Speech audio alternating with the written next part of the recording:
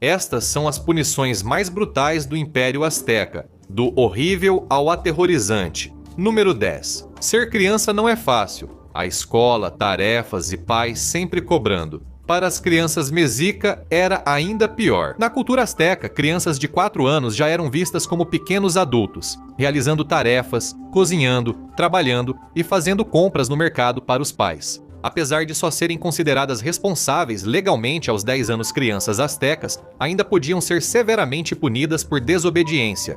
Isso nos leva ao temido cacto magai. Os pais podiam legalmente espetar espinhos desse cacto nos pulsos dos filhos. Esse tipo de perfuração no pulso era tão comum que existem até ilustrações de uma mãe espetando agulhas de magai no pulso de sua filha, chorando em um antigo manuscrito azteca. Isso faz você ver que não é tão ruim quando seus pais tiram seu celular. Os aztecas, por exemplo, faziam coisas ainda mais cruéis com filhos desobedientes. Número 9. Para os aztecas, um bom cidadão era trabalhador, diligente, obediente e respeitoso. Faz sentido que recorressem a medidas extremas para garantir que os filhos crescessem corretamente, e por isso, uma desobediência grave podia levar à tortura com pimenta. Eles juntavam uma pilha de pimentas picantes mesoamericanas, colocavam fogo e deixavam a fumaça da pimenta, carregada com o irritante e doloroso capsaicina, subir até os olhos das crianças, que eram seguradas sobre o fogo. Os aztecas acreditavam que, ao inalar fumaça quente, as crianças salivavam e liberavam a raiva junto com a saliva, junto com os maus instintos que levavam ao comportamento desobediente. E caso você não acredite em nós, essa é mais uma da qual temos evidências fotográficas, ou melhor, pictográficas de manuscritos contemporâneos. É fascinante que civilizações antigas deixem registros de suas atividades. Mas você não terá muito se sofrer o nosso 8º castigo. Os aztecas precisaram ser criativos com castigos, pois, como cultura seminômade, prisões eram impraticáveis. Exceto pelo cacto, os espinhos e as pimentas, eles também eram contra a tortura. Mas isso não queria dizer que algo agradável estava por vir. Se você cometesse um crime, especialmente se fosse um nobre na cultura azteca, os nobres geralmente eram punidos de forma muito mais severa do que as pessoas comuns. Eles eram aqueles que deveriam dar um exemplo positivo para os plebeus. O sistema judicial azteca podia ser um pouco mais leniente com os infratores de primeira viagem e então dar a eles uma punição mais branda: demolição de casa. Um grupo de guerreiros aztecas aparecia na sua casa e simplesmente a destruía completamente, deixando você para reconstruí-la, se tivesse recursos para isso. Ou viver nas ruas, se não tivesse. Porém, havia uma punição ainda mais humilhante e não letal caso não cuidasse das finanças. Número 7. A justiça era um princípio fundamental na cultura azteca. Por isso, seu sistema judicial era tão robusto. Cada cidade era responsável por definir e aplicar sua própria variação das regras, com um guerreiro azteca experiente local atuando como magistrado. Quem cometia crimes financeiros, como pegar dinheiro emprestado de forma duvidosa ou danificar propriedade alheia, era obrigado a pagar o credor. E se você não pudesse pagar, aí é que a punição começava. Escravidão punitiva. Se não pudesse pagar com dinheiro, pagaria com trabalho. As autoridades criavam contratos que tornavam você escravo do credor até pagar a dívida. Você perderia liberdade e identidade por não pagar a dívida, mas ao menos não perderia a vida, diferente de outros casos. Com cada punição que vem depois da número 6, digamos que você cometeu o pior dos crimes. Você roubou algum gado do seu vizinho e então eles te arrastam para o tribunal local. O guerreiro sênior ouve os fatos e dá seu veredito. Você é considerado culpado e condenado à morte quando ele anuncia a decisão. Não há apelação, nem demora, nem sentença para cumprir. E ele não chama um carrasco porque ele mesmo é o carrasco. Ele salta por cima dos bancos, atravessa o espaço em segundos, e antes que você entenda completamente o que está acontecendo, as mãos dele já estão apertadas ao redor do seu pescoço. Enquanto isso, todos os outros apenas assistem ele te estrangular até a morte com as próprias mãos. Parece bem brutal, pelo menos. É simples e rápido.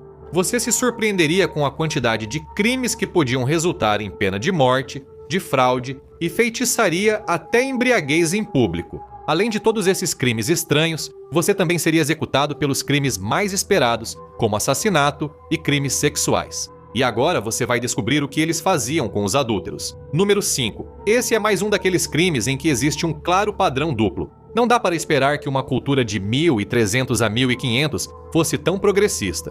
Homens só eram culpados de adultério se a mulher com quem traíam fosse casada também. Porém, a mulher era considerada culpada mesmo que o homem com quem traiu não fosse casado.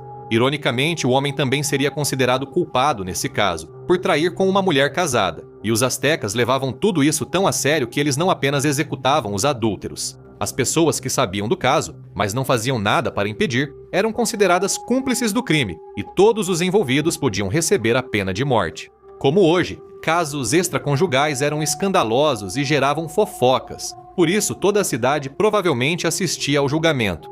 O julgamento não é longo, e quando o guerreiro asteca que preside declara todos culpados, começa a participação do público. A multidão começa a jogar objetos. Uma cascata de pedras atinge os corpos dos culpados, machucando sua carne e quebrando ossos. Eles continuam jogando até que todos os culpados estejam mortos sob uma enorme pilha de pedras.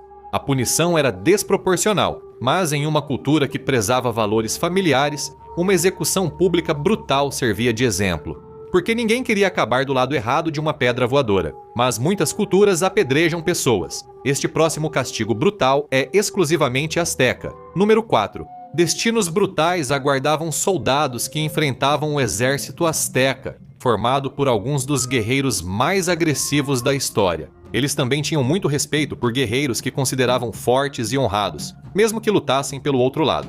Por isso, guerreiros capturados eram valorizados na cultura asteca, que via importância em lhes dar uma morte de guerreiro, muitas vezes por execução em combate. Nesses casos, o guerreiro capturado era acorrentado a uma pedra ou plataforma e recebia um porrete achatado.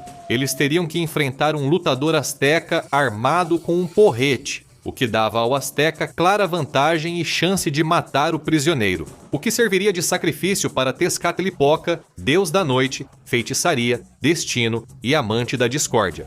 Essa punição não está entre as 3 piores, porque os astecas valorizavam muito o ethos guerreiro. Se vencesse, mesmo com desvantagens, e derrotasse o guerreiro asteca, estaria livre para ir. Infelizmente, isso não vale para nossas 3 piores punições. Número 3. Se os astecas realmente tivessem um motivo para não gostar de você, então eles tinham uma punição perfeita para prolongar sua dor pelo máximo de tempo possível. Um tipo de proto-pelotão de fuzilamento que funcionava exatamente ao contrário do princípio de um pelotão de fuzilamento moderno. Hoje em dia, você seria colocado sentado com um saco na cabeça e um alvo sobre o coração. Um grupo de atiradores de elite miraria e o serviço estaria feito. Em muitos casos, vários dos rifles teriam balas de festim. Assim, nenhum atirador carrega o peso de ter tirado a vida do prisioneiro. Na versão asteca, você seria acorrentado a uma enorme pedra e teria uma marca branca pintada nas costas, onde fica o seu coração. Os arqueiros reunidos preparariam as flechas e atacariam todos, disparando em cada membro. As partes do seu corpo que eles sabem que não vão te matar até que você esteja completamente crivado de flechas. Só quando você parecer um porco-espinho humano é que os arqueiros receberiam permissão para mirar no seu coração, atirar em seu coração, proporcionando uma morte misericordiosa. Mas olha, coisas muito piores poderiam acontecer ao seu coração depois de ser capturado pelos astecas. Número 2. O sacrifício asteca é um assunto interessante e complicado, especialmente se você for o sacrificado. Todos esses sacrifícios serviam ao mesmo propósito. O panteão mexica se alimentava de sangue humano.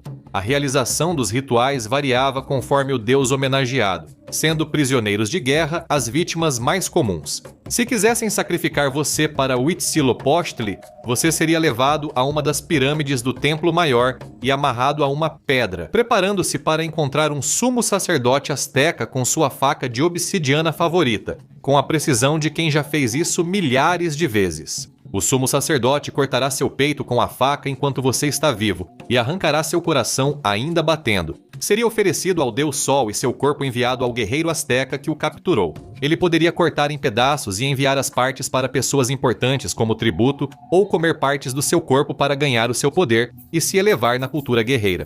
E de alguma forma, ainda existe um método de punição e sacrifício que é ainda pior. Ser um guerreiro capturado e sacrificado para Tezcatlipoca ou Huitzilopochtli seria horrível, mas isso não era nada comparado ao sofrimento daqueles oferecidos a Xiuhtoctli ou ao seu irmão mais velho metafórico, Huatel, ambos deuses do fogo.